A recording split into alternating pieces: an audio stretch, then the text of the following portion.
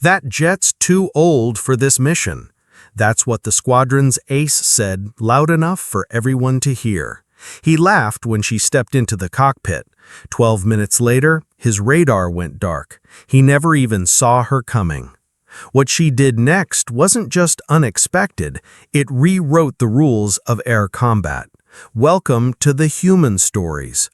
Before we dive into this unbelievable journey, tell me in the comments from which country or city are you watching this video today? And if you think pilots like her deserve to be remembered, hit the like button and subscribe. The runway shimmered under noon heat, blurring the horizon until the desert and the sky merged into a single band of white light. Captain Margaret Winters walked its length as if the blistering concrete were a cool marble floor. Helmet cradled against her ribs, eyes fixed on the matte gray F-22 parked at the far bay. The aircraft looked out of place next to the base's glossy fifth-generation fighters, older skin, duller paint, a few panel lines that no one had bothered to buff out since its ferry flight from storage.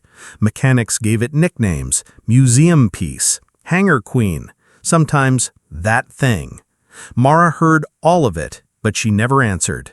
Instead, she spent every off shift inside the jet's open cockpit, updating avionics by hand, swapping cracked wiring harnesses for spares scavenged from retired airframes, recalibrating sensors until test patterns resolved into the crisp green. She grew up on circuitry and checklists. Her father had maintained Raptors when they were still the pride of the fleet, and as a child she memorized the service manual the way other kids memorized game cheat codes. Now, after 3 tours in newer birds, she'd requested the one nobody else wanted because she knew what still lived beneath the worn panels. The request had reached Colonel Malloy's desk and stalled. He read her file, raised an eyebrow, and pinned a note in the margin. Approved for ferry only, not combat certified. Officially, the jet existed for aggressor drills, an aerial punching bag to make rookies feel fast. Unofficially, Malloy assumed it would stay grounded once budget cuts arrived. Across the flight line, a fresh squadron brief assembled. At its center stood Major Travis Reich, call sign Viper, the base's undefeated dogfight ace. A man who spoke with easy charisma and carried every argument by flashing his latest killboard statistics. He tapped a laser pointer against a screen showing next week's readiness demo, where 4 5th-gen fighters would showcase maneuvers for visiting brass. 2 pilots were still undecided. Reich wanted them chosen now. When Mara stepped into the room, conversations dipped. She nodded to the operations officer, found an empty fold-out chair, and waited. Reich's gaze drifted to her name tag, then to the squadron manifest. He smirked. "Captain Keen, that Raptor of yours even flight-worthy yet?" Mara kept her voice measured. "It is. Ran engine checks at dawn." "Sure," he laughed, turning to the group. "Look, I love antiques as much as the next guy, but we're flying live fire sims against modern threats. We need jets that can turn and burn, not something headed back to storage next fiscal year." A ripple. Newer aircraft allowed. His helmet-mounted sight tried to hold lock, tone warbled. She jerked into the vertical, throttles flaring, angle of attack spiking beyond what any test pilot would recommend. Buffett hammered the airframe. She felt the wings bite, almost stall, then recover on sheer thrust and instinct. Reich overshot. She slid behind his tail, 900-meter separation. Radar ping steady. He broke left. She anticipated, rolled, snaked inside his turn. Missile lock chirped. She squeezed the trigger. Virtual kill. Silence on comms. Then, after 3 breaths, tower confirmed. Kill for Ghost. Engaged pilot returns blue. Reich exhaled something halfway between disbelief and profanity. Tower reset. She got lucky. The controller hesitated. Reset approved. 1 more engagement. Second merge. Reich went vertical immediately, forcing a rolling scissors. Mara throttled harder, trading fuel for altitude, then snapped into a split S using gravity to sling herself beneath him and out of his hemisphere of view. At the base of the maneuver, she pulled 9 Gs, sensors groaning, blood pooled in her legs. She clenched, vision tunneling, but the Raptor held. She exploded upward and caught him crossing left to right, his flares sparkling against the blue. Lock tone, trigger. Another kill. This time the tower didn't wait. Engagement terminated. Ghost 2 wins. Mara leveled out, breathing steady now, the adrenaline a clean flame in her veins. Reich's jet slid beside hers at safe distance. His voice returned, but softer, edged with something she hadn't heard before, respect mixed with annoyance. Guess the antique still got teeth? She smiled behind her visor. Depends on the pilot. They landed one after the other. Ground crews converged, some cheering, some stunned. Colonel Malloy watched from the edge of the apron, arms folded, expression unreadable.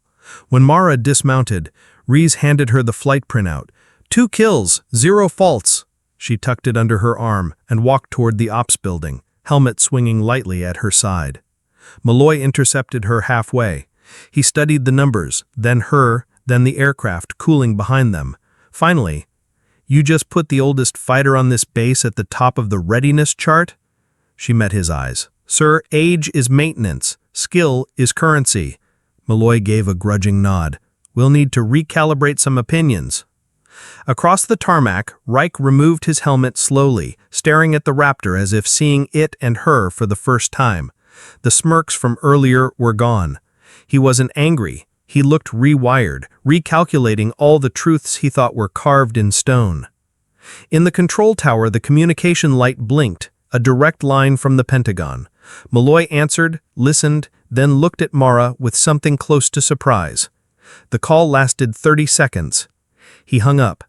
"The Undersecretary for Acquisition just heard about your flight," he said.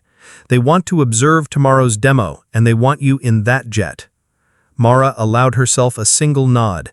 She didn't need to. The sky had already done the talking. The sun was barely rising over the tarmac at Langley Air Force Base when the hangar doors rumbled open. A sharp gust of wind carried the scent of jet fuel and tension. At the edge of the hangar stood Captain Elise Navarro, a woman whose name until recently had been just a line of black ink buried in classified mission logs. But today she wasn't a ghost from a Black Ops program. Today she was just another pilot assigned to a fighter jet that most of the new hotshot open last-minute checks.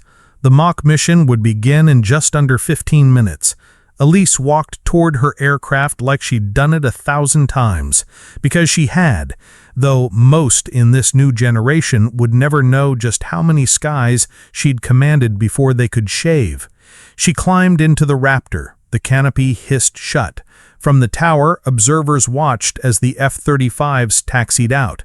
Their pilots joked over the comms. Cocky, rehearsed. Let the antique warm up. Wouldn't want her to stall mid-turn. But inside her cockpit, Elise didn't even reach for the throttle yet. She just sat there, hands calm on her thighs, eyes closed. Not in hesitation, in memory. The ghost of a mission in 2016 came rushing back. A mission where 3 Raptors were supposed to escort a high-value target across disputed airspace. 2 didn't return. Elise did, and the one who lived to fly another day didn't forget what this aircraft could do, and what it had once done when outnumbered, outgunned, and written off. Her eyes opened. The HUD blinked to life. Her voice cracked through the comms. "Tower, this is Raptor 1 requesting permission for ignition." "Granted, Raptor 1. Good luck out there." Luck. Number. She didn't need luck. She needed altitude and a chance. The sun burned high over Nellis Air Force Base as Captain Lauren Voss tightened the strap on her flight helmet. Her F-22, tail number 102, stood parked at the far end of the tarmac, baking in the heat. Ground crews moved with mechanical precision, but there was a strange tension in the air. Every eye on the base knew this wasn't just a routine drill. Word had spread. Lauren wasn't just flying today. She was stepping into a simulated dogfight against the Air Force's golden boy, Major Daniel Kincaid, F-35 pilot, Top Gun instructor, decorated for his role in multiple overseas operations, and the Pentagon's poster child for fifth-gen aerial dominance. No one said it aloud, but everyone expected her to lose. She walked past groups of younger pilots, pretending not to stare. Some nodded stiffly, others looked down. She was used to it by now. The glances, the whispers, the quiet dismissal. Her aircraft was considered outdated. Her assignment today, they assumed, was just a box-checking gesture, political, a farewell stunt. But as she approached the hangar, something shifted. At the edge of the taxiway stood General Roth himself, arms crossed, eyes hidden behind mirrored aviators. He gave her a nod, not of encouragement, but of scrutiny. She returned it with a blank expression and climbed the ladder. Inside the cockpit, the canopy closed with a satisfying hiss. Alone now, sealed inside the machine that had once dominated skies, but now sat forgotten behind sleek F-35s and drones, Lauren began her checklist. Her hands moved automatically, years of muscle memory guiding her fingers. This was her church, her sanctuary, her battlefield. And it wasn't over. Her radio crackled. Viper 1, this is Tower. Confirm comms check. Tower, this is Viper 1. Comms are green. Copy, you're cleared for takeoff. Engage only. No praise, but his voice was different now, slower, hushed. She turned the jet eastward, flying into the sunrise. And as she did, the entire base was already buzzing. Not because she won, but because no one else ever had. The control tower barely registered the sonic boom. By the time the radar blinked red, she was already gone. 2,000 feet below, in the low-pressure pocket between the jagged mountain ridges, the F-22 Raptor carved an impossible path, tight, precise, almost reckless. The air around her shook with the violence of her maneuvers. And yet the jet remained steady, a shadow slicing through the clouds, guided not by advanced AI or auto-stabilization, but by her hands alone. Captain Rivera's voice cracked through the comms again. "I don't know what kind of stunt this is, but you just cut in front of me." No response. Then, "You copy, Echo 2?" Still silence. He pulled harder on his joystick, trying to match her descent vector. His cockpit HUD lit up with warnings. Altitude, G-force, speed, proximity. Every system was telling him to pull up. His instincts said the same, but pride whispered louder. He gritted his teeth. Let's see what this obsolete jet can really do. He dived, but she was already 3 moves ahead. She banked left, then snapped into a roll that should have snapped her spine. The Raptor's tail fins cut the air like blades. Below her, the terrain became a blur. The old mountain range used for advanced evasion drills was a death trap. Sharp peaks, sudden wind shifts, canyon walls that came out of nowhere.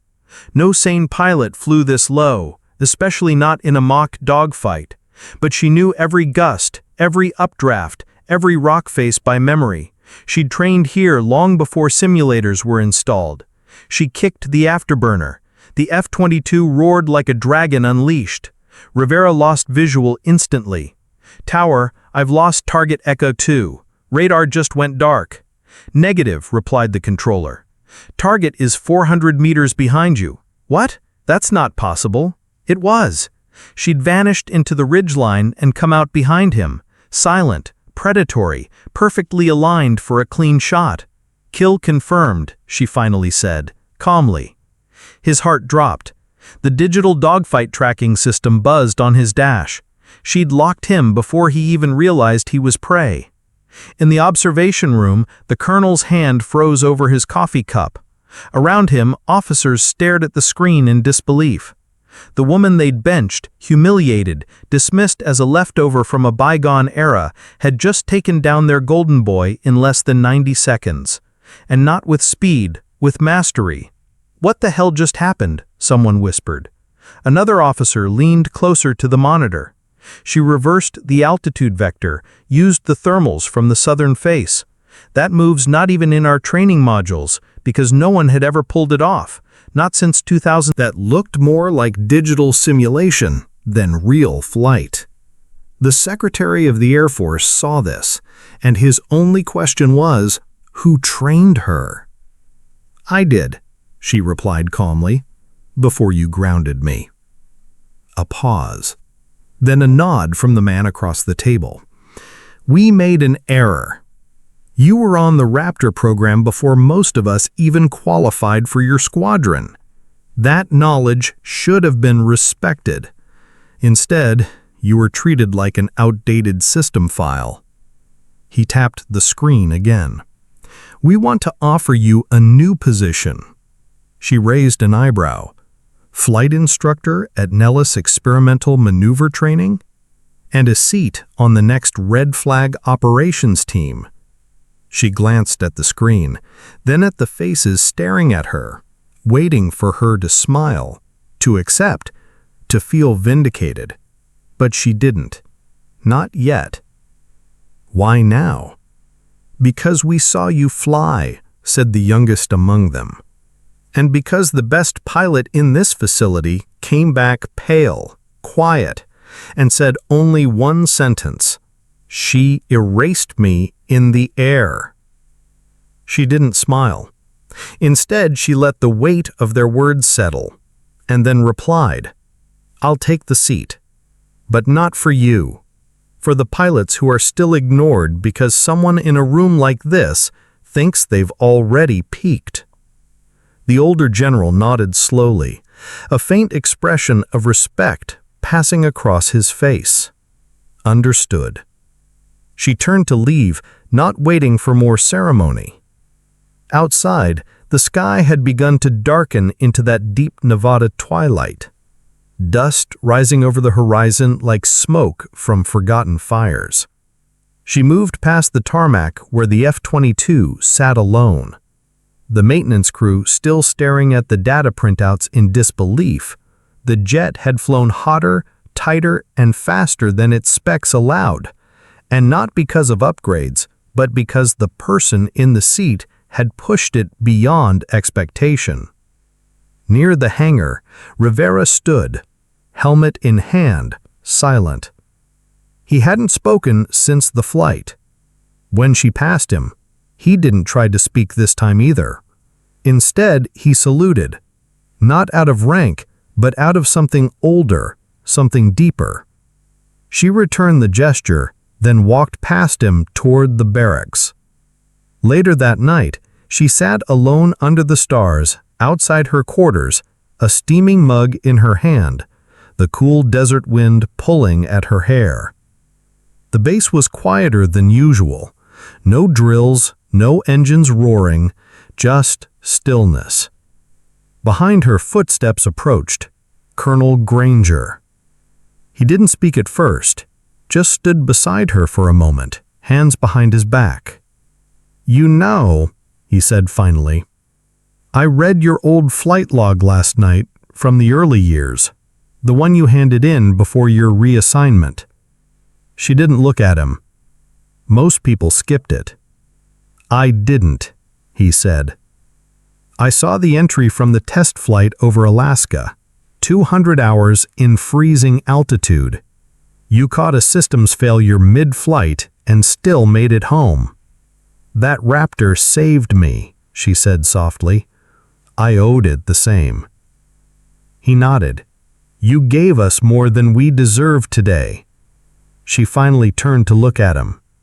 Then changed the system so the next woman who walks into that briefing room isn't met with laughter. He looked down, ashamed, then up again. I will. With that, he walked away, and she remained there under the stars, sipping slowly, breathing in the silence that followed not after defeat, but after something had shifted, not just in the air, but on the ground, in the institution, in the culture. One maneuver had